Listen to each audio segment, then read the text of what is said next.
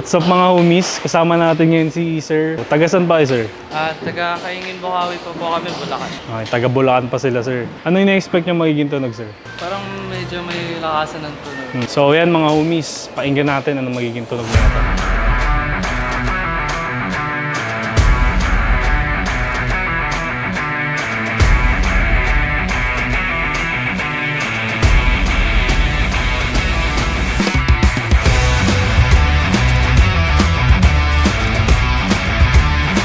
What's up mga homies? Kasama natin ngayon si Sir. Sir, name nyo ba?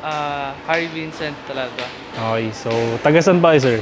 Taga Kaingin Bukawi pa po kami, Bulacan. Okay, taga Bulacan pa sila, sir. So ang kotse nila, sir, is Toyota Wigo. Full exhaust system, tsaka air intake system. Ano yung na-expect nyo magiging tunog, sir? Parang medyo may lakasan ng tunog. Parang Maingay, Maingay po. may rumble. Parang gusto nating achieve dito para maging sports car yung gusto, sir. Opo. Parang ganun. po. Okay. So ngayon, tingnan na natin anong ginawa natin dito sa Toyota Wigo natin. What's up mga homies? So ito yung project natin ngayon na Toyota Wigo.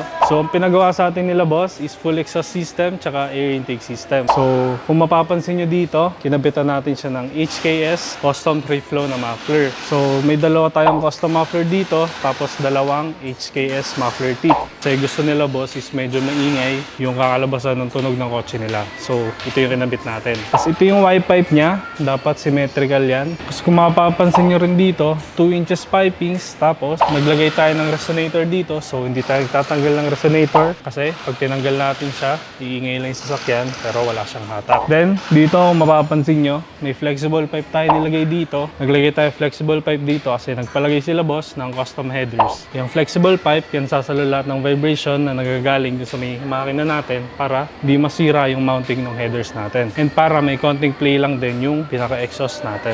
So ngayon, tingnan naman natin yung air intake system. What's up mga homies? So ito yung project natin na Toyota Wigo. So kung makikita nyo dito, nilagyan natin siya ng air intake system. Yan. So 304 stainless, ginamit natin dito para matibay na matibay and quality talaga. Tapos sa filter naman, kinabitan natin siya ng K&N filter. Tapos kung mapapansin nyo rin dito, yan, ito yung headers na kinabit natin sa kanya. So nakabalik pa rin yung mga sensors para maiwasan natin na magka-check engine yung sasakyan. So yan mga homies, painggan natin ano magiging tunog na ito.